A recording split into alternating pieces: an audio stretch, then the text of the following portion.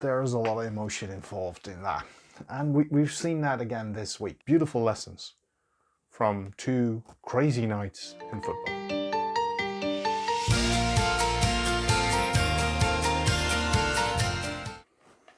Hey, I'm just going through this book of Ajax in 1995, a long time ago.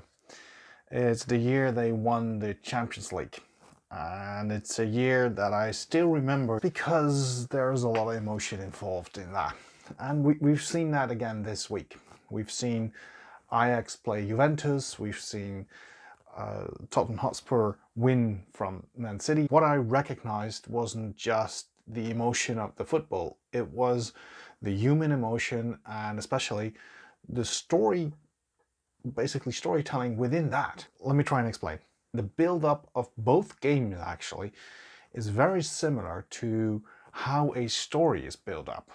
And we can actually learn from that by looking at the games and seeing how those evolve. Now, I'm putting aside the emotion that always comes with the football or any sports because people are fans of one or the other sides. If you just look at the story of the games itself, you can see a build-up. So first we start off with a situation. The situation is that they've already played one match. It's 1-1 after the game in Amsterdam. So the situation is that we know that Ajax has to score a goal, so they need to attack and Juventus can basically wait. But we also know that Juventus is the more experienced team of the two, which makes it more difficult for Ajax. So they already have sort of like an obstacle. What you can see is that there's two characters here, and for an Ajax fan, of course, the hero is Ajax and the villain in this case would be Juventus. For Juventus fans, of course, it's the opposite way, but we'll take it like this for now. And then the first big obstacle comes for Ajax, which is the goal that Ronaldo scores. Basically, everything seems lost at that point.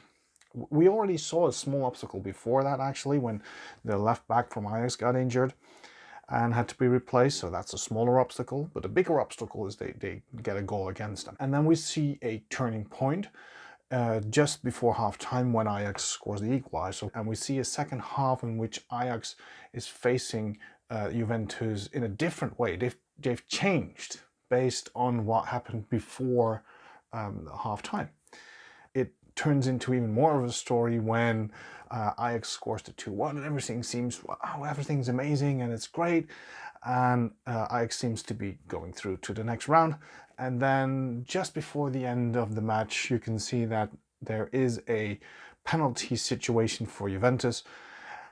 And everybody's holding their breath. Oh, will it go wrong again? And then it doesn't because the penalty is not awarded and Ajax goes through. That's a perfect story. And I think the match between Manchester City and Tottenham Hotspur is actually even a better example of how a story evolves. All storytelling. Emotions, memories are made. People will remember this for years to come because of the emotion and because of the way it was built up. That is storytelling.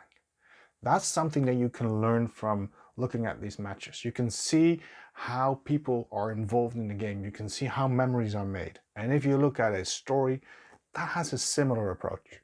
The turning points, the situation first, the obstacles, turning points again, more obstacles. And then the hero in the end prevails. Beautiful lessons from two crazy nights in football.